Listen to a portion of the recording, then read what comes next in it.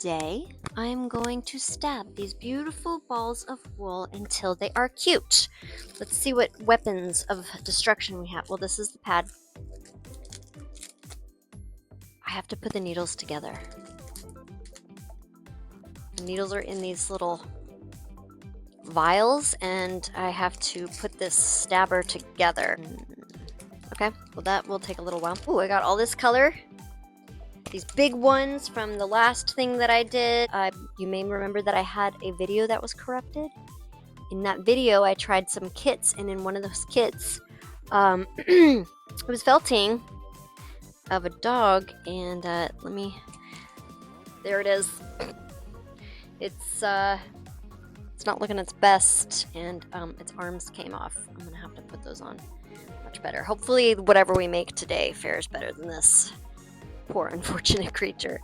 So that's what we're doing today, and we're ready to go. Are you ready?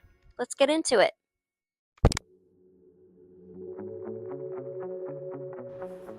Alright, first up is the mat. This is what we put all of our felt on.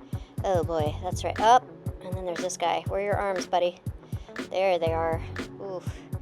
You know, for not knowing what the heck I was doing, he's not that bad, I think. They didn't really explain, and I didn't understand how it worked. So I'm gonna give myself a pass on that. Alright, let's get these colors out of here. We gotta get down to business. Wait, what's this? Safety eyes, and looks like keychain holders. More safety eyes of different sizes.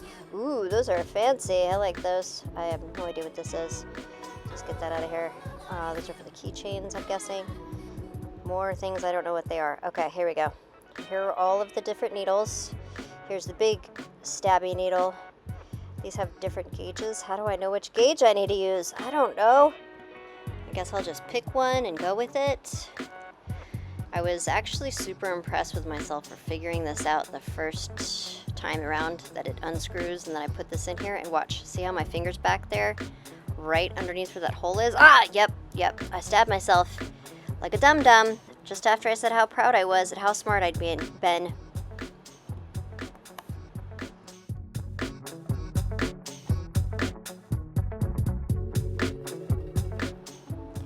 Yes, I did try stabbing myself with these little stabbies. I just wanted to see how sharp they were and see how high my pain tolerance was for a bunch of needles.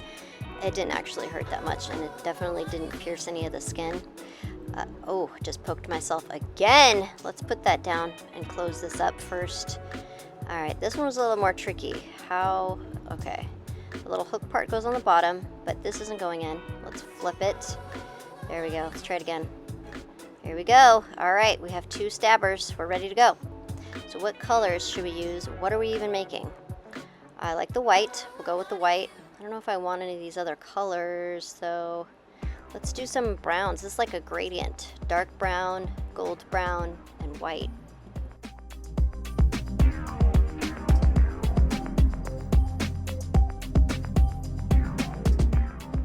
Since this is my first time making something from scratch without a kit or any directions, just the research I did by looking at other things that were made, I didn't know how much of this felt I needed. So, and yeah, this little big stabby thing I thought would help, but it doesn't do anything. It did nothing. We just have to use the little ones. Oh, right, protection. But let's not put one on the finger that's getting stabbed the closest, just the other finger that's not touching anything. There we go. Up. I'm getting it together, holding it with the protected fingers for once. So right now I'm just trying to shape a ball, and I don't know how good I'm going to be at doing this. I did see some pictures, and it was, ta-da, really dense like this. No fluff, which was very different from the first thing I made. So let's make another ball. Yeah, we don't need that much. Let's just put a little bit back. And we're gonna poke it until it's dense again. How cute is that? Looks like a little meatball. Yep, it's perfect. And now the last one, the dark one. This one looks more like the meatball. The other one may be falafel. It's just too light to be a meatball. So you may be thinking about how I'm making a bunch of the same thing. You'll see why in a minute. So I've got my 3 circles. You may have guessed those are going to be the heads. Now I got to make some bodies. Yes, they're going to be 3 of the same thing. Spoiler alert. I hope you don't mind. They are very cute. I love them, so I hope you do too. This is the first body with some little legs. Now we got to do the brown one. I went from lightest to darkest this time. I never know how much wool to use. This is called wool. It's not felt until it's been stabbied lots of times with a little stabber like this. Now it's felt. It's a felted little body, little brown body. Now we get to do the goldish brown, and each body is a little bit different size because I mean, how do you, if you're gonna make 3 things, how do you know you're using the same amount? You have to add to it. I feel like I have to do that with this one. I made his body, but one leg didn't make the length.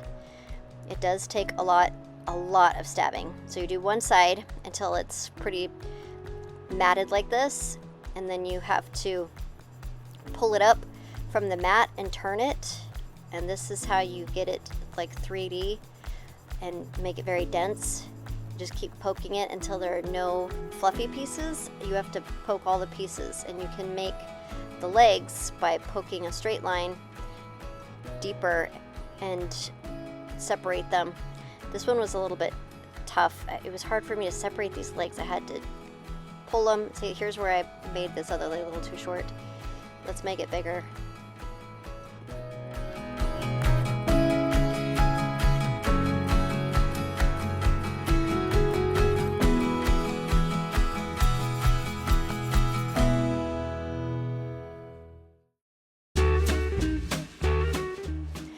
What are we making now? We've got a body, we've got a head. This is the first little arm. I spared you all the small details. Look, there are 2 here. Look how fast I made those. So quick. Now we're gonna make the light brown arms. This one I waited a little. I wanted to help anybody who really wants to try this get kind of an idea of how to do it, because as you could tell from my little doggy that I had no idea how to do this originally. It didn't make any sense to me. I was like, you stab it, it turns into felt. I don't get it. But it really does. You just have to look for any part that's sticking up that hasn't been stabbed, and you stab that part, and you alternate and you rotate it, and it just gets thicker and more dense, and it's solid. It won't come undone. That's the other thing that surprised me. I was like, what? It's just felt. How do you get it to stay like this? Oh, put your protectors on, girl. Put those things on your fingers. Don't get stabbed again. Really? Yep, got stabbed. Called it. Well, at least those ones are done. Now is the fun part. It's the beginning of the decorating. This is the little bean, the first little bean on the first little paw. And man, do you have to roll these things and make them tiny to be the right size. You just have to really squish them. Don't worry. At this point, I have done a lot of stuff, and I've got 2 little paws with beans, 4 little paws with beans, and 6 little paws with beans. But I was better about stabbing things, not stabbing myself right now. Just in case. Alright, these guys are the ears. We got some white ears with the pink inside, and I didn't actually film any of the other ears being made. I don't know why. I guess I thought it was boring to watch that, but now I've got a little babushka head, and the eyes have been done. Don't worry, I'll show you how to do that on another one. Now I've put on the ears and his little face. His little body's about to be attached. Uh-oh, not attached yet. Now it is. Now what do we need? We need his arms. There they are. Oh, they look gigantic when they're not attached like that, but a lot cuter when they're on. And I actually made pretty much all of these dolls before I realized that these are supposed to be kitties, and I didn't make any tails for them. This is how you make the babushka hat. You've got to get this a little bit felted first, not completely, but just enough that you're not going to have to sit there felting it on the entire time, so it'll have its own shape. And then you very dangerously, without the finger protectors, stab the little babushka hat on and into place. And even these big parts in the back, sometimes you have to pull a little bit off. I think I did end up pulling a little bit of this one off before I tucked it and then poked it into place.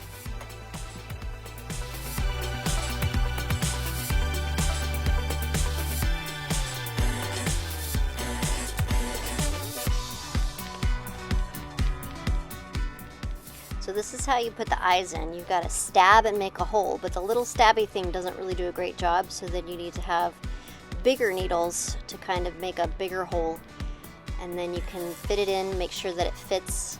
This one was not going all the way down, it was not laying flush, so I had to make it deeper. I read somewhere that you could use a little knife to like cut a hole, but that did not work for me at all. This method worked pretty good.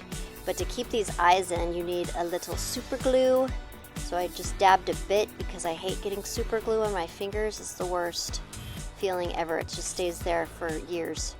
So now this eye is super glued in, the other one is, and I thought about using some little tiny yarn, or I don't know if this is, I don't think this is string. It's like in between yarn and string to make this little face. This part was the hardest. The other one went on so much better. This guy was giving me so much trouble. They just kept disappearing. The first one went on so easily, and I was like, oh yeah, this is a great idea. This one just kept popping out, moving around. Look at that, now the bottom right one has disappeared. I ended up having to use my fingers to just straighten it out. Look, no, oh dear. Yeah, I mean, I ended up having to just leave it like this because I didn't want to mess with it anymore. So now we get to put on the cute little pink cheekies. It's got to be my favorite part. I know you can make them kind of lighter, but I liked these little circle cheeks, so I wanted to keep them simple. I didn't want to try and blend. I'll do that if I do this again, which I probably will, because these turned out so cute. I really love them. I'd love to try and do more.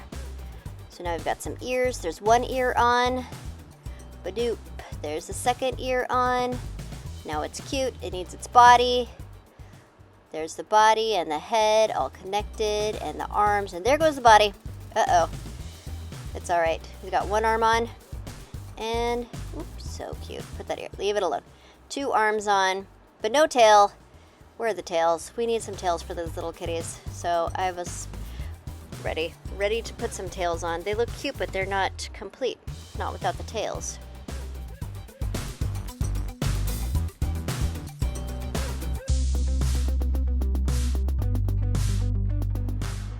It was interesting to me that you can just think of the shape that you need and then just kind of stab it into the shape. I mean, these shapes are pretty simple. We've got one last babushka head. And now I'm going to show you how to do the eyes once again. There they are. They're in. These are the best cheeks, I think, because this fur was so dark that the pink cheeks really popped. But unfortunately, you can barely see the eyes or the mouth because this is so dark. I had to change the filter so you could see the mouth. You'll see it later on. One more ear. This is how you put the ears on. You just stab them right into place. Here's the second ear. You just stab it in just like that. Get it completely secured by stabbing the back and the front, the whole edge. This is how you put on the body. You stab the body up, stab the head down all the way around. Make sure everything has been locked. That's what they call it when you stab these. You're locking the fibers, and that's what makes them into felt. It makes me wonder what, like, felt sheets, are those just like stabbed wool, I guess? So maybe you can use that. Oh, here's his little tail. Yes, he looks so much cuter with the tail. All right, now we've got all of our babies.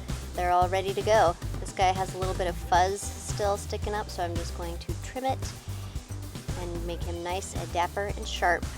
I loved all these little kitties and how serious they were, so I wanted them to have very serious names. This guy is Bernard. Look at how cute he is. Oh my God. Bernard, dancing and playing, but his world is a little gray. It gets a little more colorful when Harriet gets on the scene. Harriet. I love Harriet and Bernard. Such cute, serious names for such cute, serious kitties. And they love playing together, but they need their friend Bianca. Yes, Bernard and Bianca were the cats in The Rescuers. I didn't realize that until I was like, why do I want Bianca and Bernard's names together? I don't know where Harriet came from, but they are cute. Bianca, Harriet, and Bernard all playing together. One big happy kitty cat family. Oh, they're so cute. They're dreamy. I loved how these turned out. The mice from Rescuers, not the cats. I'm looking at cats. Be cute, guys. We're all done. Now it's time for our treat.